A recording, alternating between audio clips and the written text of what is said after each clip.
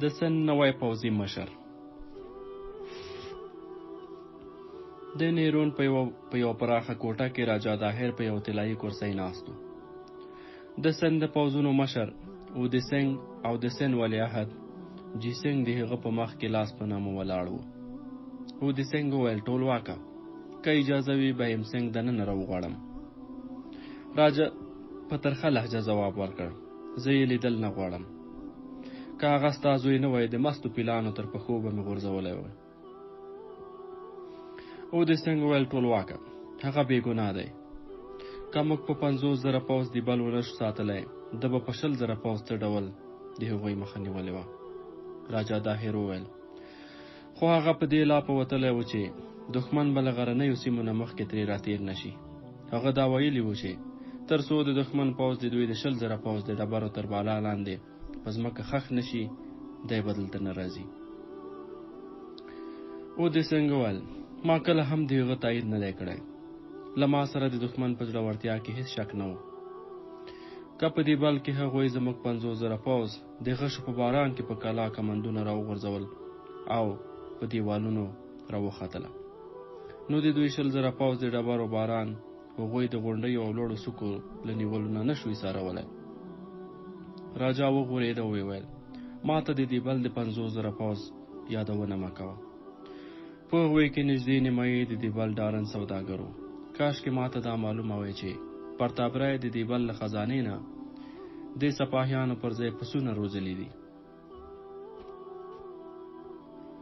اودی سنګ وویل ټولواکه زه دې بل ته ستا له تګ سره مخکې هم مخالف وم. د راجا ماته او تېښته په پوځ ډېر بد اثر غورځوي. راجا وویل د بګوان شکر دی چې ما ستا خبره ونه منله. که نه نو دا 10,000 پوځ به هم نه و ژغورل شوی. اودی سنګ وویل ټولواکه که تا په تېښته کې لږ عجله نه وی کړې نو. شهزاده جي سنګ د اودی سنګ خبرې ورقطع کړې او په چیغه یې وویل اودی سنګه په سد خبرې کوه. ټولواک ځکه دی بل پرېښود چې ملګري یې ستا په شان ډارن و. د اودی سنګ حوصله ختمه شوې وه خو بیا یې هم له زغم نه کار واخیسته. ویې ویل شهزاده ته پوهېږې چې بهیم سنګ ډارن نه دی. هغه له تا سره ډېر لوبېدلی دی. شهزاده وویل هغه ډارن نه دی خو احمق دی. بیا هم زه له پلارجان نه غواړم چې هغه دلته راوبولي. پاچا جي سنګ ته وکتل او ویې ویل راویې غواړئ. اودی سنګ په دروازه کې یو سپاهي ته اشاره وکړه. هغه بهر ووت او لږ ځنډ وروسته بهیم سنګ دننه راغی او د احترام د پر ځای کولو نه وروسته لاس په نامه ودرېد. راجا پوښتنه وکړه ته له ماتې وروسته ولې نیغ دیبل ته رانغلې؟ بهیم سنګ ځواب ورکړ ټولواکه زه نه وم خبر چې ته به دیبل ته راځې او ما د څو ضروري خبرو لپاره نیرون ته ځان در رسول غوښتل. پاچا وویل مګر ستا مسؤلیت دا و چې پاتې پوځ دیبل ته بوځې.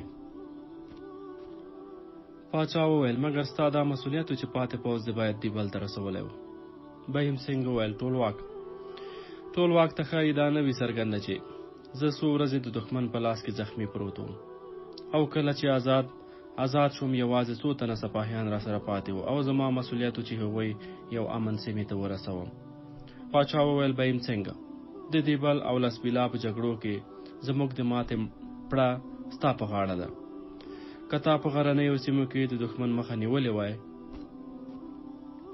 موږ به په دیبل کې د ماتې له ذلت سره نه مخ کېدو. ما تا ته ستا د پلار د خوښې په خلاف دا موقع درکړه. اوس ما دا پرېکړه کړې چې راتلونکي کې به تا ته هېڅ مسؤلیت نه سپارم. بهیم سنګ ځواب ورکړ زه پخپله هم د څه مسؤلیت اخیستو ته تیار نه یم. راجا سترګې برګې کړې. بهیم سنګ ته یې وکتل او په لوړ غږ یې وویل نو ته دلته د څه غوښتلو لپاره راغلی؟ اودی سنګ د زوی له ځواب نه اندېښمن شو او ویې ویل ټولواکه د بهیم سنګ مطلب دا دی چې ما ته د لوړ منصب او ذمهوارۍ ضرورت نشته. هغه ستا د بري لپاره د یو سپاهي په څېر خدمت د ځان ویاړ بولي. بهیم سنګه ټولواک درنه خفه دی. په پښو یې ور پرېوځه او بښنه ترې وغواړه.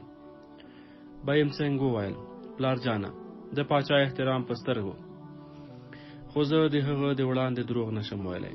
زه ټپي وم او د دښمن لښکرو مشر په خپل لاس زما په زخمونو پټۍ ایښودې. زما ژوند یې له خطره وساته او زه یې له دې وعدې نه پرته پرېښودم چې بیا به د دوی مقابلې ته نه ځم. ما ته یې خپل اس هم راکړ او رخصت یې کړم. اودیسنګ مداخله وکړه. ټولواکه، زموږ دښمن ډېر هوښیار دی. هغوی دا خیال کړی دی چې په دې چاپلوسۍ به بهیم سنګ وغولوي. خو هغوی ته دا څه معلومه ده چې د بهیم سنګ پلار او نیکه ستاسو نمک خوړلی او په رګونو کې د نوابزاده یا راجپوت وینه چلیږي. هغوی به د وینې تر وروستۍ ساس کې ستاسو نه دفاع کوي. بهیم سنګ وویل پلار جانه، که هغه زما ژوند نه وای بچ کړی، زما وینې به تر وروستي ساس کې د جګړې په میدان کې تویې وې.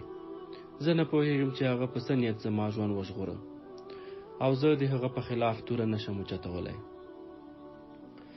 بهیم سنګ توره وښکله او راجا ته یې وړاندې کړه او ویې ویل ټولواکه، دا تا ما ته رابخلې وه، بېرته یې در واخله. پاچا له غوسې نه ولړزېد. شهزاده بهیم سنګ له لاسه توره واخیستله او ویې ویل ډارونه مکاره. اودیسنګ وویل بهیم سنګه، په تا څه وشول؟ له ټولواک بخښنه وغواړه. هغه به ستا ګناه وبخي. بهیم سنګه ما مه شرموه. دنیا به څه وایي؟ تا خو ویلي وو چې زه ټولواک ته د جګړې په اړه یو ضروري مشوره ورکوم.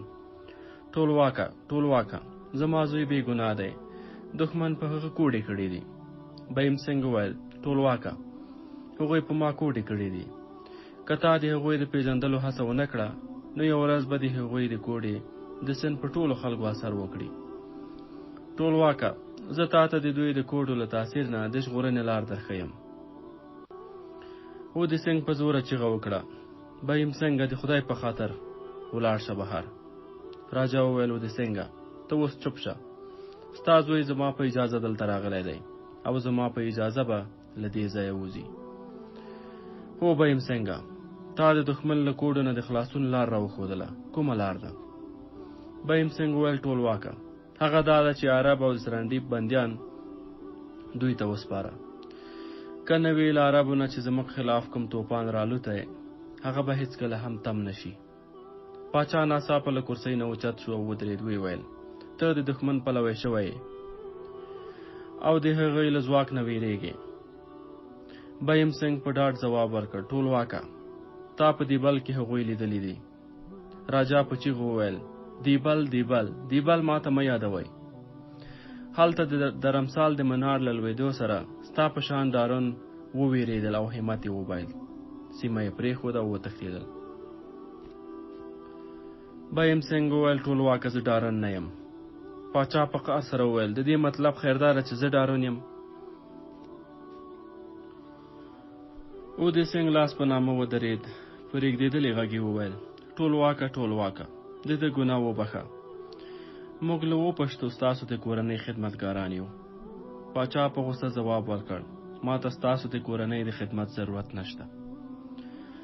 15 سپاهیان ایستلې تورې کوټې ته ورننوتل او د پاچا د امر په انتظار شول. پاچا راجا بهیم سنګ ته اشاره وکړه او ویې ویل دی بوځئ او د نیرون د بندیخانې په یو تیاره خونه کې واچوئ.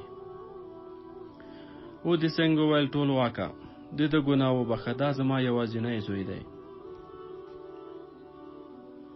جیسنګ ور وړاندې شو او د پاچا په غوږ کې څه وویل او هغه اودیسنګ ته ځواب ورکړ ته هم له ده سره تلای شې. سند تا غوندې د لښکرو مشر ته ضرورت نه لري. د شا کوټې نه پرده پورته شوه او ملکه لادي په بیړه راووته. د پاچا په مخ کې ودرېده او ویې ویل دا ته څه کوې اودیسنګ؟ اودیسنګ د پوځ مشر دی. پوځ به له هغه سره بد سلوک هېڅکله ونه زغمي. جیسنګ په بیړه ځواب ورکړ چې پوځ ته دا معلومه شي چې دغه پلار او زوی له دښمن سره ملګري شوي دي، هر څه به وزغمي. ملکې وویل زویه، دښمن پر سر ولاړ دی، دغه وخت د اختلافاتو نه دی.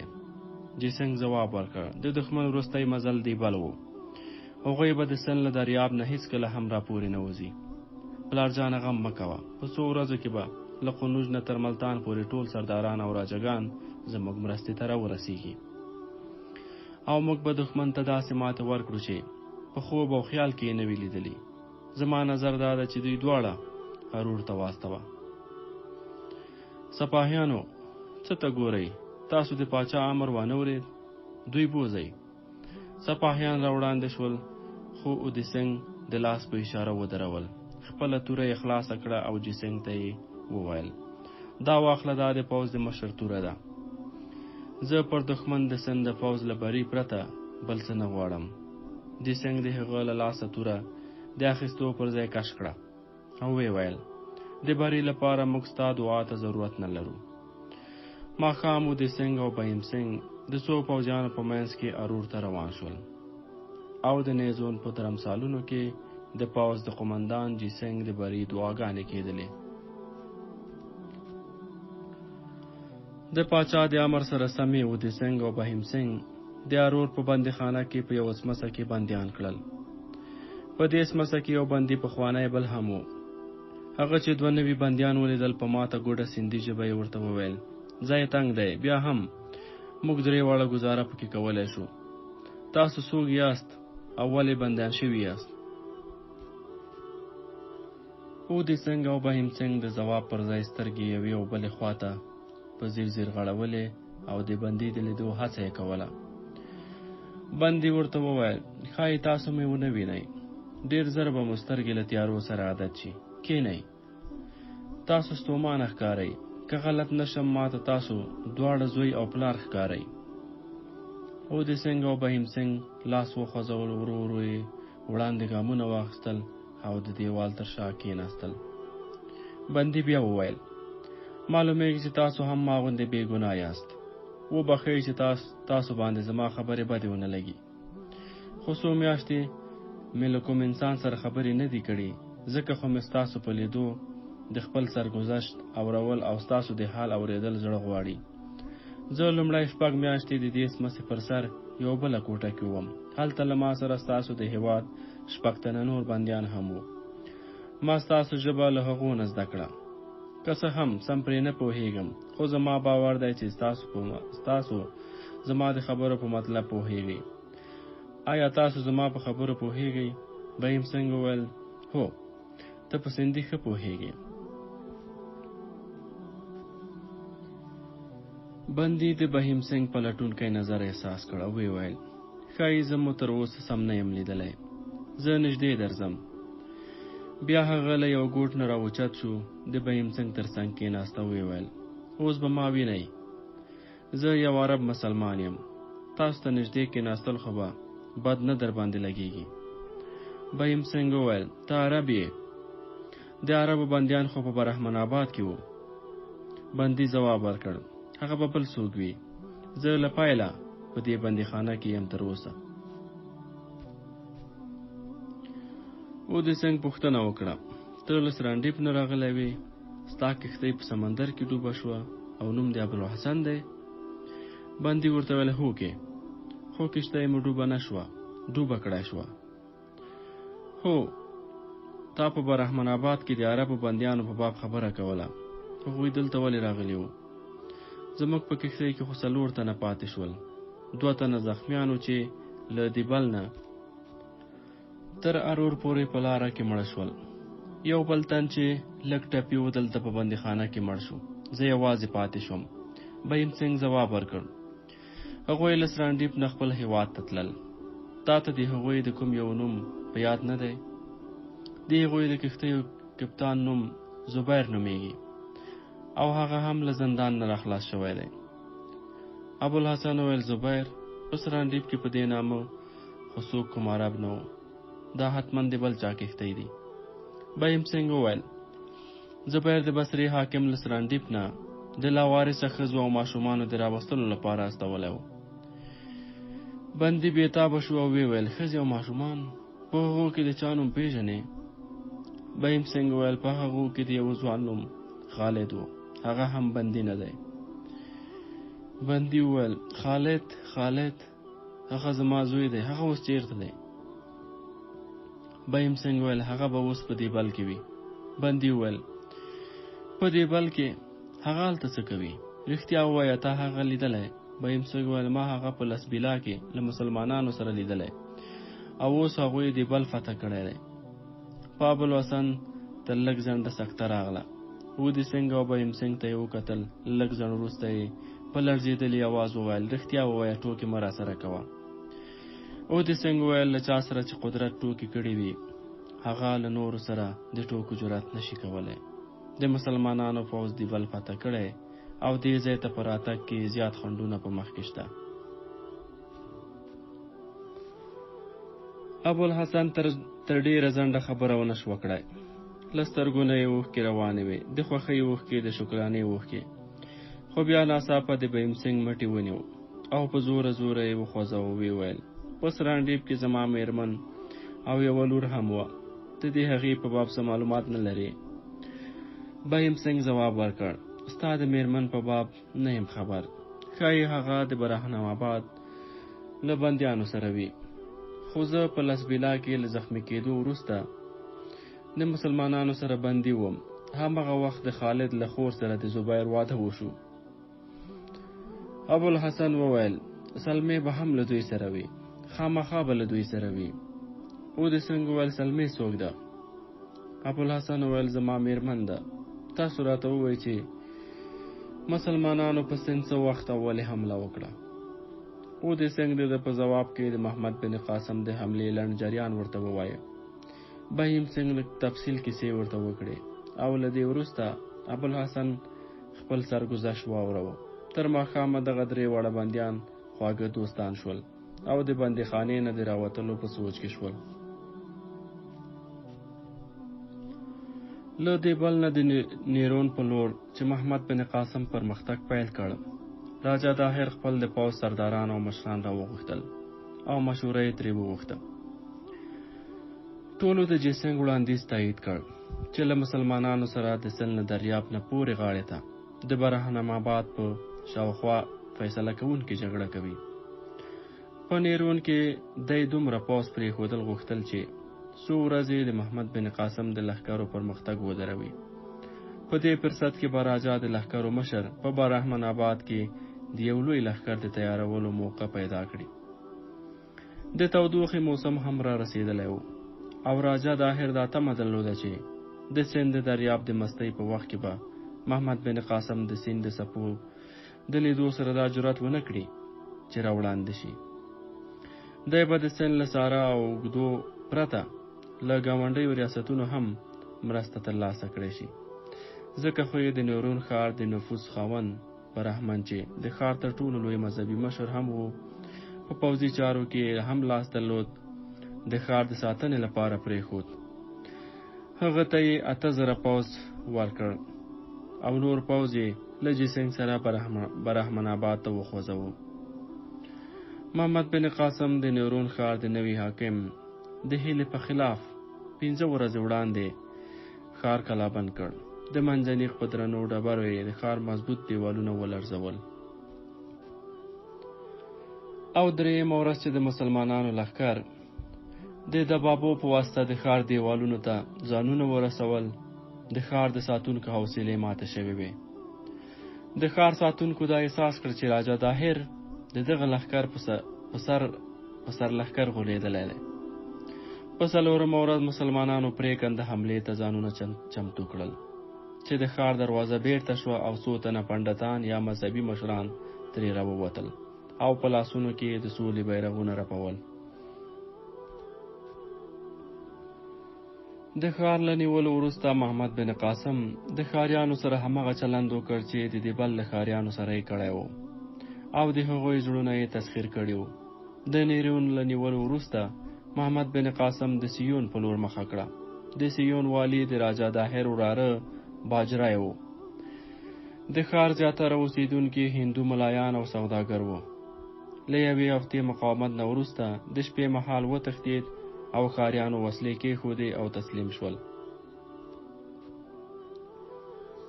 د سیون له نیولو وروسته محمد بن قاسم ځینې تجربه کاره پوځي افسرانو ته مشوره ورکړه چې باید د سند دریاب نه پورې وځي او که نه. راجا طاهر ته د لښکرو برابرولو فرصت باید ورنکړی شي، خو محمد بن قاسم د ټولو تجربه کارو فیصلې ته په احترام د سند د دریاب په غاړه د بوستان ښار د نیولو امر وکړ. دی په دې مهال کې د راجا ټول پام له برحمن آباد نه دفاع ته اوښتی دی او موږ په اسانۍ سره د نیرون او سیون په څیر سیستان هم په اسانه فتح کولی شو.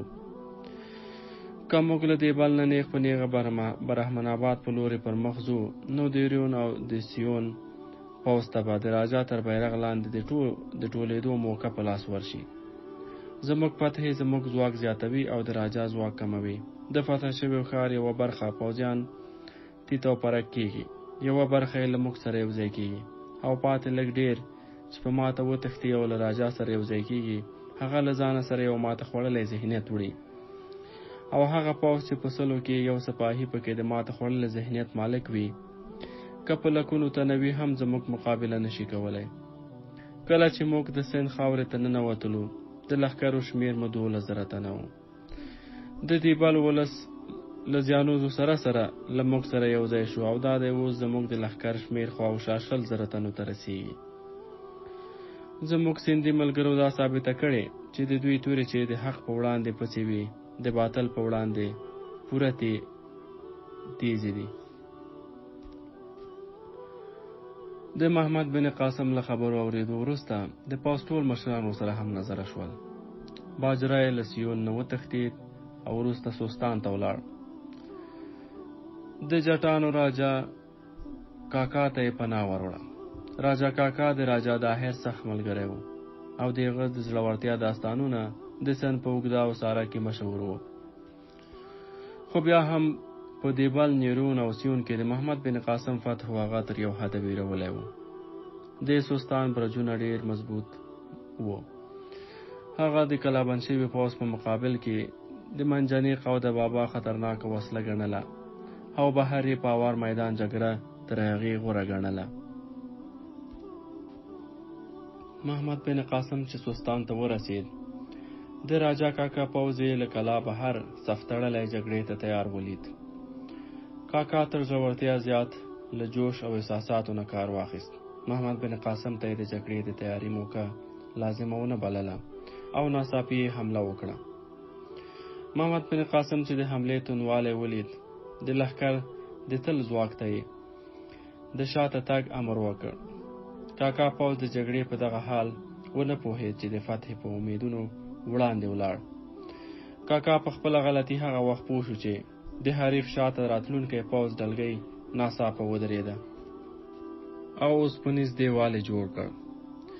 د توپان په څېر د دوی تر شا را وګرځېدل. د کاکا پوځ له څلورو خواو د یرغل تاب رانوړ.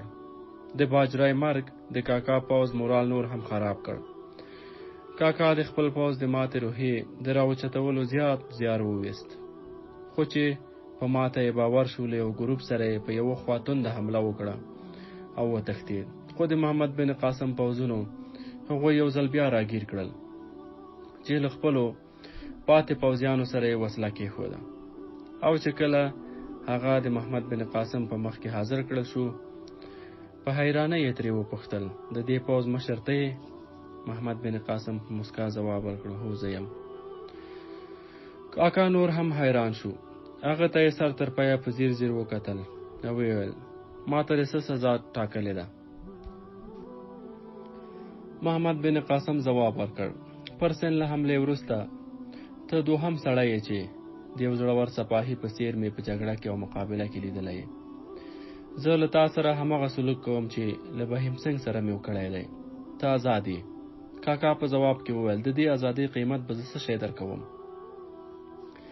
محمد بن قاسم ځواب ورکړ، موږ د ازادۍ د قیمت د ترلاسه کولو لپاره نه یو راغلي. کاکا وویل، نو تاسو د څه لپاره راغلي؟ محمد بن قاسم وویل، د ظالم د لاس نیولو او د مظلوم د سر اوچتولو لپاره راغلی یو. کاکا سر ځوړند کړ. له لږ سوچ وروسته یې وویل، که ستا یقین وي چې زه ظالم یم، بیا مې ولې آزادوې؟ محمد بن قاسم وویل، د دې لپاره چې له مغلوب انسان سره سخت چلن هغه ظلم ته هڅوي، اصلاح او نیکي ته یې نه هڅوي. کاکا له لږ سوچ وروسته وویل، ما اورېدلي و چې ته ډېر لوی جادوګر یې. ته له دښمن نه د دوه جوړولو په چل ښه پوهېږې. آیا زه هم ستا د دوستانو په ډله کې راتلای شم؟ دا یې وویل او د مصافحې لپاره یې لاس وغځاوه.